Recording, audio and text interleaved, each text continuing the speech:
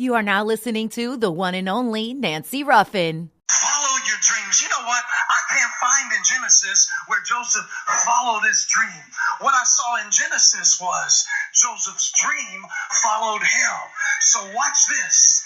I don't follow dreams. I follow Jesus. And when I do, dreams follow me. Joseph's dream followed Joseph. It followed him to Potiphar's house. It followed him to prison. It followed him into Pharaoh's court because dreams follow me when I follow Jesus. If you look behind your life, you will see very clearly that some of the things that God did for you and some of the doors he opened for you and some of the ways he made for you and some of the opportunities that he granted for you were accidental from your perspective. But I've got good news for you. God's dream for you is bigger than your dream for you. Just because it doesn't look shiny when you see it doesn't mean it isn't real. God said you've got the right dream. You just need to see it differently. How many of you are guilty of this? Are guilty of imagining or picturing what your dream should look like and not really allowing yourself to step into God's dream for you? That's what we're going to be talking about this week on the Nancy Ruffin Show.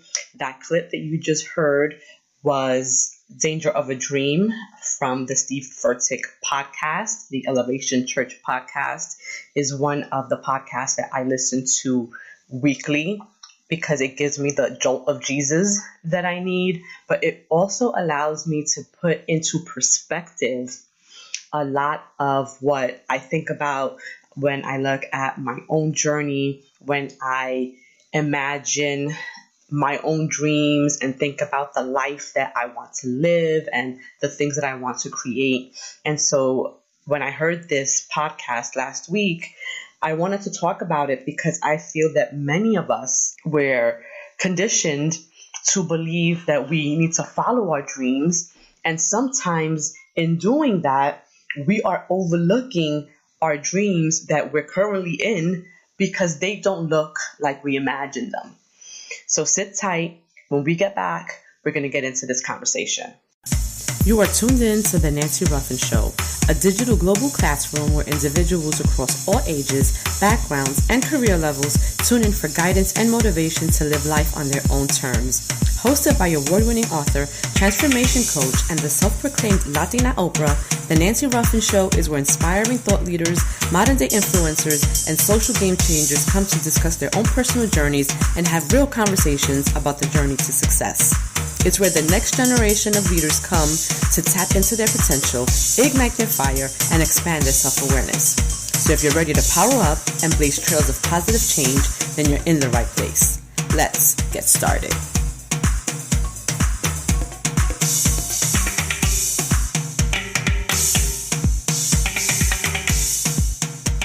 Welcome back to the Nancy Ruffin Show.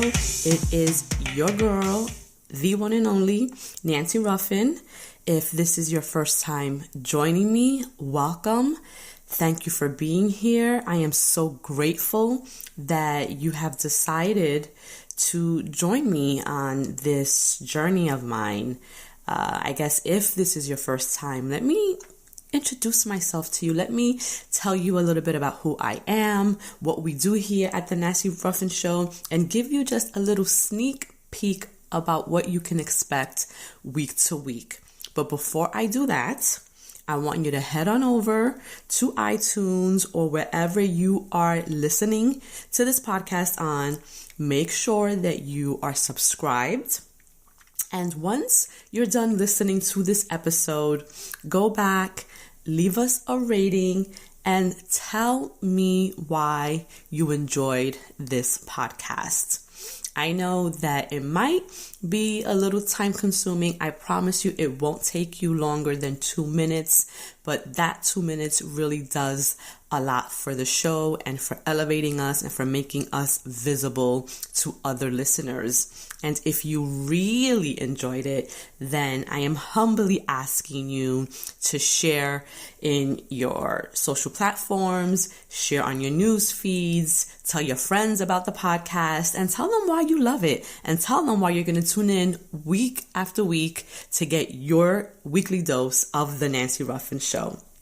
So as promised, for those of you who are new here, and I guess to reacclimate those of you who have been rocking with me for a really long time, this podcast, we've been doing it. We're in our second season. So we started in 2017. Since then, we have grown our listenership. We have been nominated for an Tecla Award for Best Podcast Content Creator. And in my professional life, outside of the podcast, I am the self-proclaimed Latina Oprah. Why, you may ask? Well, for me, Oprah personifies what I want to achieve in my own lifetime. Not only does she represent that for me, she is the bar by which I measure myself by. And so it's not only her success as a media mogul, but more importantly is what she has been able to do with her success and with her platform by way of giving back. So it's really her philanthropic endeavors that really just makes me love her so much, because she transcends gender, she transcends race, she transcends culture. She is able to touch people in such a huge way and have such this mega impact on the world globally. And this is a woman who started with nothing. She has literally worked her way up into the homes and hearts of not just America, but of the world. And so, she is who I aspire to be like, but even more than that, I really want to surpass what she has done. And that might be some huge shoes to fill, but I don't want to fill her shoes, right? I want to fill my own shoes, and I want to be what she has been for so many of us. So I am the self-proclaimed Latina Oprah. I am also the purpose professional and goal-setting guru that individuals come to when they want to level up personally, professionally, or both. And most recently, I have really been connecting more with my faith. And so I would say that spiritually, I'm on a lifelong journey to just build a strong relationship with my Creator, with God. I am a Jesus follower. I believe that He is my Lord and Savior. I believe that He died to forgive my sins and so that I may live an eternal life. And so a lot of what I talk about is really just based on how God has been able to deliver me from some of the most difficult times in my life. And one thing that I get so much with the women that I work with, whether it's the women that attend my workshops or whether it's my one-on-one coaching clients, is that they look at me with these rose-colored lenses. And I think that they believe that I've gotten to where I am this confident woman, where I am out here passionately living out my dreams. I'm helping others in the process. I have a successful marriage. I have 2 beautiful little girls. By the grace of God, I am healthy. My family is healthy. But I will tell you that my marriage wasn't always happy. I will tell you that there was a time where I didn't believe that I would become a mother. There was a time where I was struggling with infertility, where I was doubting myself and my purpose as a woman. There were times when I was struggling in my relationships with my friendships, in my family. I've lost people really close to me to some heinous crimes. One of my cousins, who was probably the closest thing that I had to a brother, was murdered. I had another cousin who committed suicide.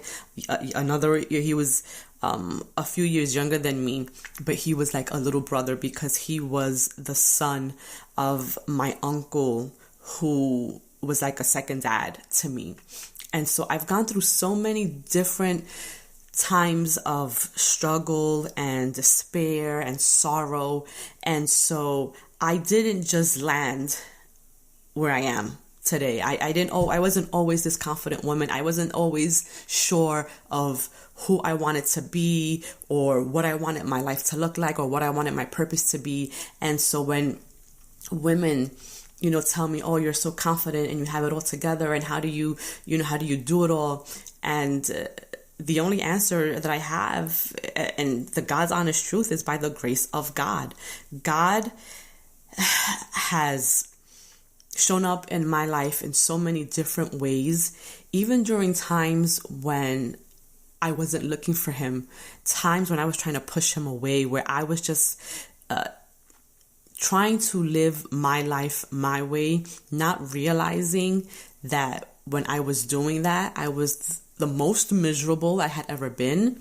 I was the most unsure. My life was a complete mess. And I've talked about this so much. I've written about my entire journey in all my books. And so I am very transparent. So for those of you who really want to see the early years of my journey, you can read my book, Welcome to Heartbreak. It's available on Amazon. You can go and just search for the title or search for my name. Or you can head over to my website, IamNancyRuffin.com, and purchase it there. But that book really details a lot of the betrayal that I've experienced in past friendships. It talks about the murder of my cousin. It talks about me almost losing my parents to a horrific car accident in which one of my aunts and my godmother lost her life. It talks about my struggle in becoming a mother. It talks about the turmoil that I was experiencing in my marriage at the time. So it's all out there, guys. And so if you really want to know about my journey and how I've gotten to where I am, I would encourage you to go and purchase that book, because it's all there. And I share it because I need for you to understand that it takes time to become who you're destined to become.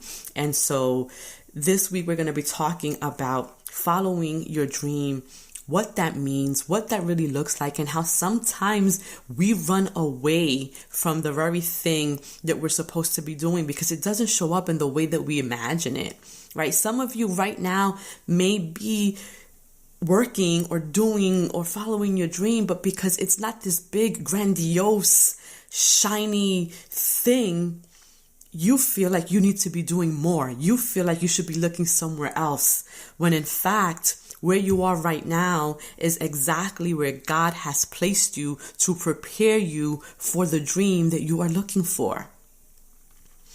So sit tight, and when we come back, I'm going to talk more about this. And I'm going to talk more about my own dreams and how in the midst of some of my storms and in the middle of some of my struggles, I indeed was living my dreams and I didn't even realize it. I'll be right back.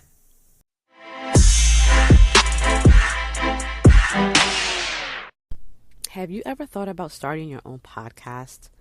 When I was trying to get this podcast off the ground, I had a lot of questions. I had no idea where to start, and I had nowhere to turn. I asked myself questions like, how do I record an episode? How do I get my show into all the apps people like to listen to, like iHeartRadio, Spotify, Apple Podcasts?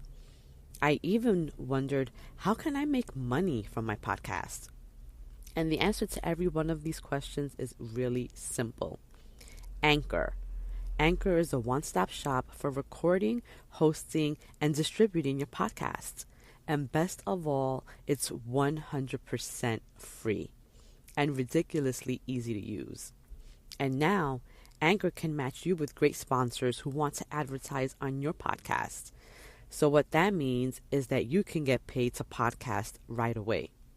So if you've always wanted to start a podcast, make money doing it, then go to anchor.fm/start to join me and the diverse community of podcasters already using Anchor. Again, that's anchor.fm/start. I can't wait to hear your podcast.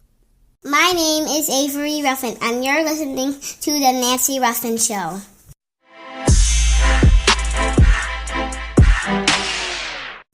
Welcome back. Thank you for joining me on this episode of The Nancy Ruffin Show. How did you like that drop by my baby? Yes, I got her to come in and do a little drop for her mommy, which she absolutely loved because she feels like she's on the podcast.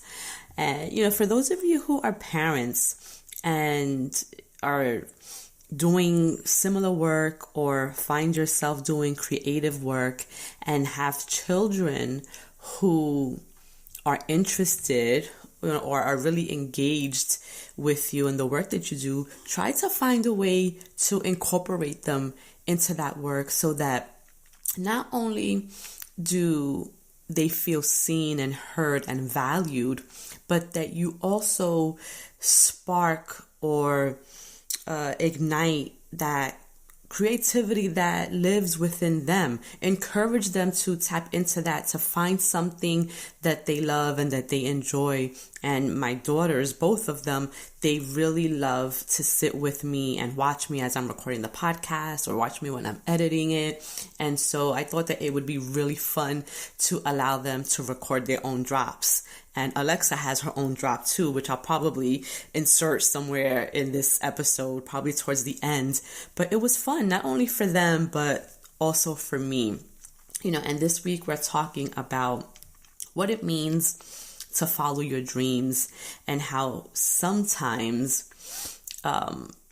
instead of following our dreams, we really should be looking to see what dreams God has put us in, right? And instead of always trying to search for something that is big and huge and impactful, sometimes the biggest influence that you can have is right exactly where you are. And when I look at my two girls, they, for me, were probably one of the biggest dreams that I didn't know I wanted. And this is such a powerful idea to express or to put out there, because becoming a mother was not one of my dreams. Never, ever, ever. In fact, for as long as I can remember, my dream did not include children. I always envisioned myself as this super successful professional. I was going to be at the top of my career. I definitely saw myself, married and having a partner, but I did not envision children. I was focused for a really long time on my education and working my way up the corporate ladder. And I was on that path because I will tell you, probably, it was like probably right before I even got pregnant, but I was working in healthcare. I had always wanted to be the CEO of a hospital. And at the time, the year must have been 2000. Well, it was 2011 when I got pregnant with Avery. And I was on that track. I was working at Lincoln Hospital. I was an administrator. I was overseeing a bunch of the ambulatory care clinics. I was in a position of influence. I was overseeing a large number of staff, and I was, a power player. And then at that time, I had already started doing my internal work, my self-work, my healing work. And during that process, or as a result, I guess, of me doing that, somewhere along the line, I don't know if it was because I had entered my 30s and I started looking at my life differently, but all of a sudden there was this desire to become a mother where that desire had never been there before. When we talk about my life and we talk about my sister, she always knew from very young what she wanted her life to look like. And I always tell her that she manifested her life, because I remember her being in her early 20s. She might have been 21. And she matter-of-factly expressed that by the age of 25, if she was not in a relationship, if she was not married, if she didn't have a boyfriend or a partner, that she was going to have a baby by herself. Right? This was what she said. She knew for a really long time that she wanted to be a mom, and that motherhood was a part of what her life and her legacy was going to be. And she said, if 25 comes and I'm not in a relationship, I'm going to go and have a baby on my own. So God would have it that she indeed was in a relationship, and by the time she was 25, she had her first child. I believe she was 23 when she had my oldest niece, Marissa. And fast forward, present day, she is happily married. She has 3 children, 2 girls, 1 boy, but her life was the life that she had always envisioned for herself. She wanted to be a mom. She wanted to be a stay-at-home mom. So she wanted to be able to be home and raise her children and live the suburban, lifestyle. She's like a real housewife of New Jersey, and she is fortunate. I guess her family is very fortunate that her husband is in a position where she can stay home and focus on taking care of her children. And so where she knew that was the life that she wanted, I also knew that for me, my life was not going to revolve around the traditional sense of family, around having children or any of that. I always wanted to be a very successful career woman. And so at the time when I was working at Lincoln Hospital, I was on the track of possibly becoming a CEO or, a senior level administrator.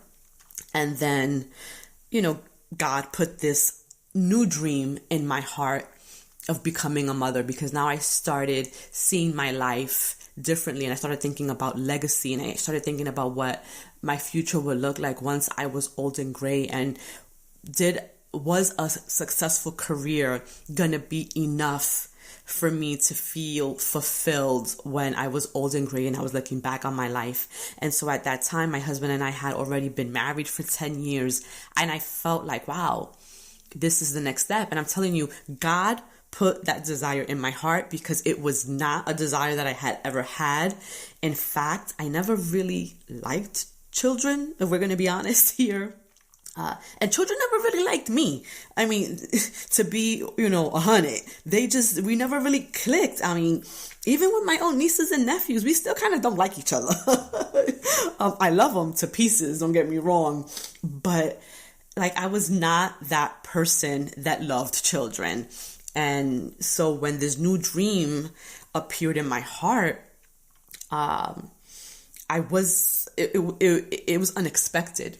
And so this is what I'm saying, that sometimes we're out here following our dreams or the things that we have always imagined that we wanted, but then God comes up, up on the side of us, and he's like, wait, hold up, we're going to put this dream right in your heart. We're going to slide this in here real quick, to get you thinking about something else. And so that was happening at the same time that I was doing all of my self-work. And then when I had this dream, when I realized that I wanted to become a mother, guess what? God was saying, well, you know what, because this wasn't originally your dream, I'm going to put the dream in here now, but I'm not going to give it to you that easily, because I need you to understand the importance of this dream. I need you to work for this dream now, because you didn't want it in the beginning. So now I really need for you to dive into it and see what it means to be able to follow through on the dreams that I am giving you. And so my motherhood journey was a struggle. Once my husband and I had decided that we wanted to be parents, it wasn't as easy as, just getting it popping and me getting pregnant. That hadn't happened. And in fact, we had been married for 10 years and it didn't happen the whole 10 years that we were together. And so when you get a dream put in your heart, and once God puts a dream in your heart, right, it doesn't die down. It doesn't go away just because you're struggling to make it happen. And in fact, what happens is that you become relentless in the pursuit of this dream. And that was what was happening to me. And so when I was feeling that I wasn't functioning as a woman because my body wasn't capable of doing what it had been created to do, right? Which was to bear children, to give life, to create another human being. I had to be honest with myself and ask myself and really, come to terms with God and be like, you know what, God, you put this dream in my heart and I really want to be a mother now. But I had to detach from the way I had envisioned what being a mother was. And so for me, I was really attached to the idea of being pregnant. And I really wanted to be pregnant. I wanted to grow the baby in my body. I wanted to feel what that was like to carry another life for 10 months and to nurture it and to feel that bond that, women talk about the minute that they become pregnant. And I was so attached to that idea that I was removing myself from the true dream, which was to be a mother. And my husband and I, we went to fertility doctors. We were doing intrauterine insemination. We did that for about a year and it wasn't happening. And I remember sitting in this group of women with Gloria Rodriguez, who is my spiritual teacher, my mentor. She is the one who I worked with for an entire year to reconnect with my spirit, with my source, with God, that really allowed me to see myself as the all-powerful creator that God has made us all to be. And sitting one evening with these women, I realized that the entire time that I was working on trying to conceive, I didn't believe it. I didn't believe that I was a mother, and I was not as faithful as I had convinced myself that I was.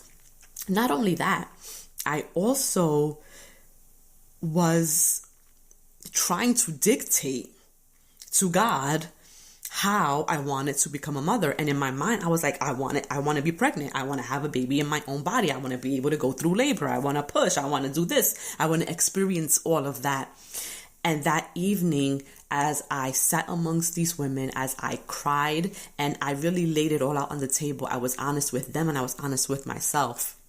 When I got home that night, I prayed to God and I wrote in my journal, and I wrote this, the journal that I had wrote this in ended up becoming part of Welcome to Heartbreak. So you'll see this in there if you've read the book or if you choose to buy the book and read it. But I have wrote, tonight is the last night that I doubt myself. I'm going to trust. I'm going to have faith. I'm going to believe.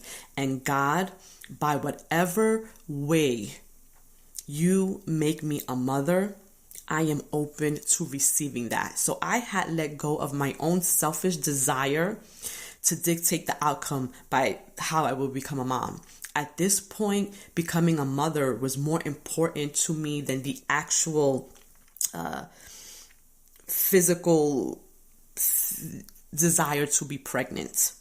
And so I was open to using a surrogate. I was open to adoption. I said, God, by whatever way you make me a mother, so be it.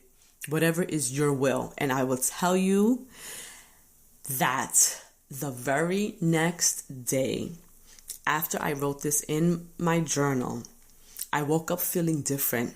I don't know what it was. It could have been the Holy Spirit that I felt inside of me, but there was a voice in my head that said, "You're pregnant.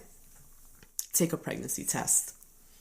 And it was 6 a.m. in the morning. I woke up because I was getting ready to go to work, and I took the pregnancy test, and I indeed was pregnant.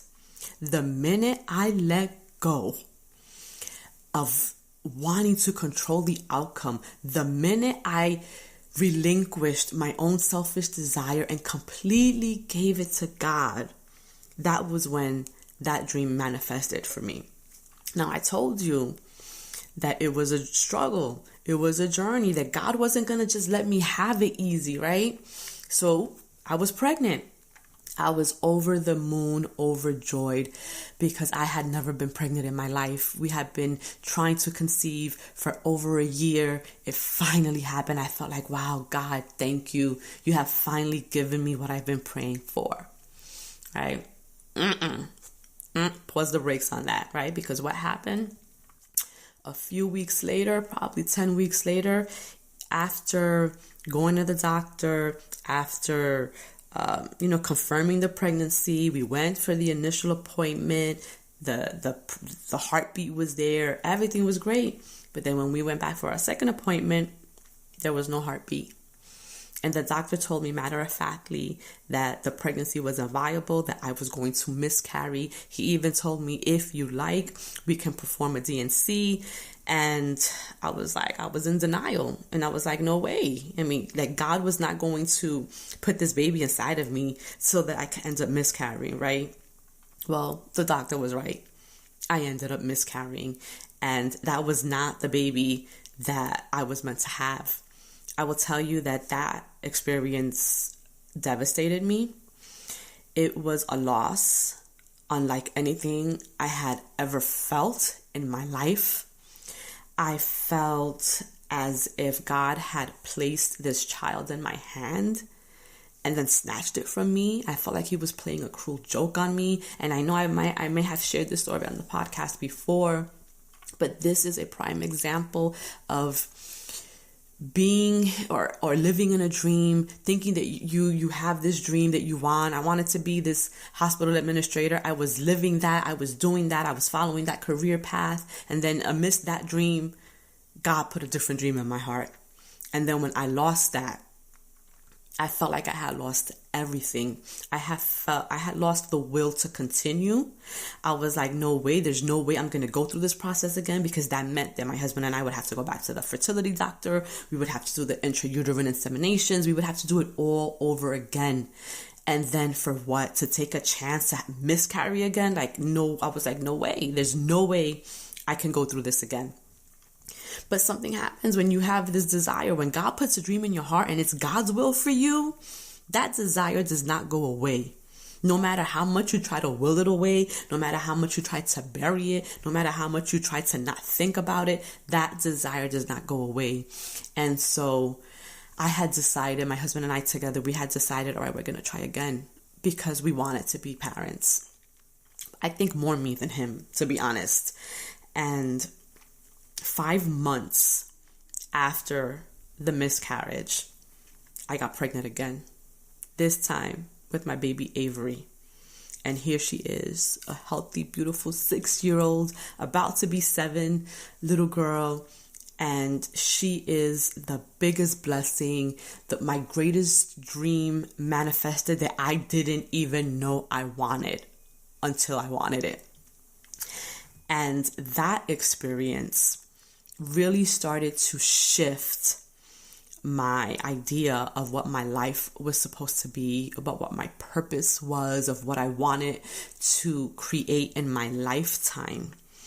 Because when I got pregnant with her, I found out in November of 2011.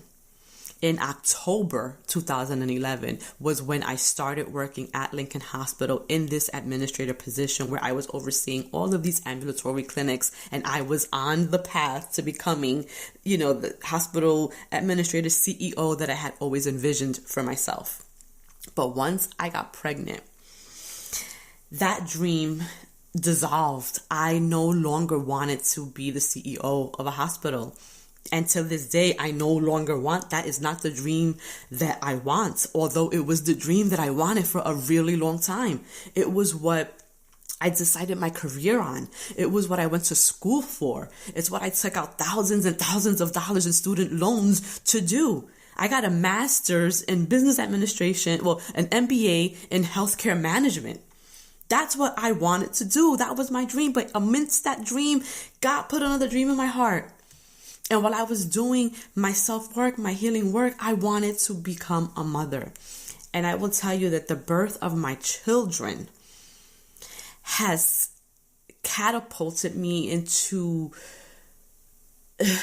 this platform that I didn't even know that I wanted, into this position that I didn't even know that I wanted, into this person that has committed my life's work to helping other people discover that thing that burns a fire within them, to help them reconnect with God and with the plan that God has for your life, because He has a plan for your life. And you might be in it right now, but you might be so consumed with all of the little other things that are happening that you can't see it. But you might be that person that all your friends come to for comfort, for advice, because they trust you. Right? And for you, that may be a burden. You may see that as a burden, but you know what? That might be God's purpose for your life. You might be a healer in that way. He might be using you to speak to your friends and through your words and the things that you say and the messages that you're giving them. He might be using you as that messenger to help them get through whatever it is that they're going through.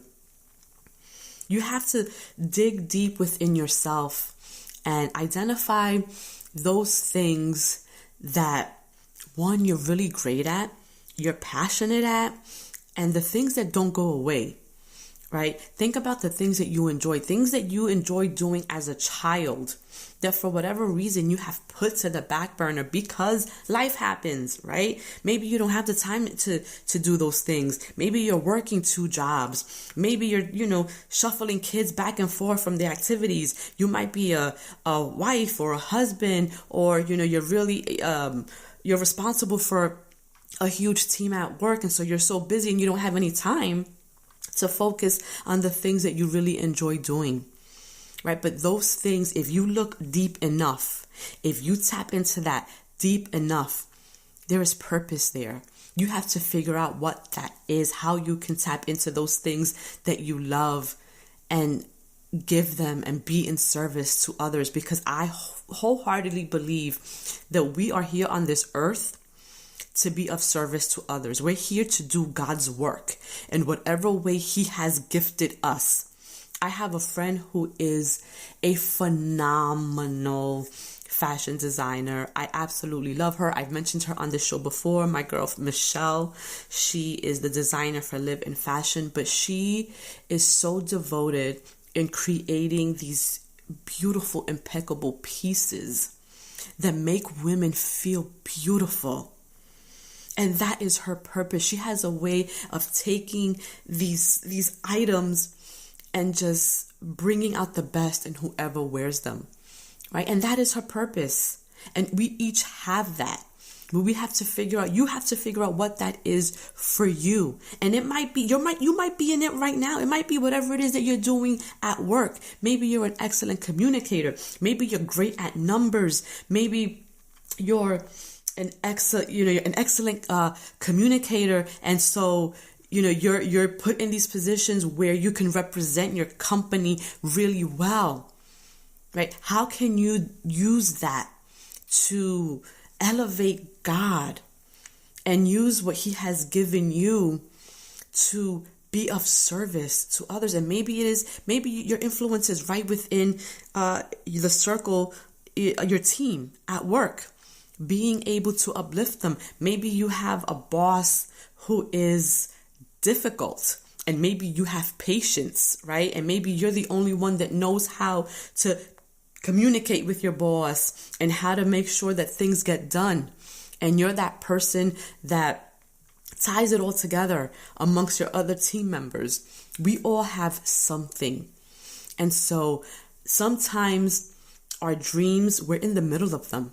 And we don't even realize it, because right in the middle of that, in the position that you're in right now, God might be using that to develop you for something greater. But you're so focused on the greater that's to come that you can't see what you're doing right now. You have to be able to discern what you are being built up to do. And sometimes that means you have to let go of the idea of the dream that you have created for yourself and just allow yourself to walk in the dream that you are in right now. And that may be true for the relationships that you are in, that thing that maybe you're trying to hold on to. Maybe if you let it go and allowed God to work on you, on the other person, on the relationship, you will reconnect somewhere down the road, or maybe you will meet the right person for you somewhere down the road. But we're so focused on dictating the outcomes of our lives that we don't let God do his work. And you have to trust. You have to trust that his will is better than your will. So with that, I hope that you have been able to at least see things a little bit different when it comes to following your dreams. Allow God to speak to your heart. Allow God to place the dreams of his will into your life. And allow yourself to be open enough to receive them. So with that, my people, I am going to end this episode of the Nancy Ruffin Show. Thank you for rocking with me. I truly appreciate you being with me. And I wish you nothing but peace, love, and prosperity for this week. Go out there and crush those goals. I'm Alexa, and you're listening to my mommy.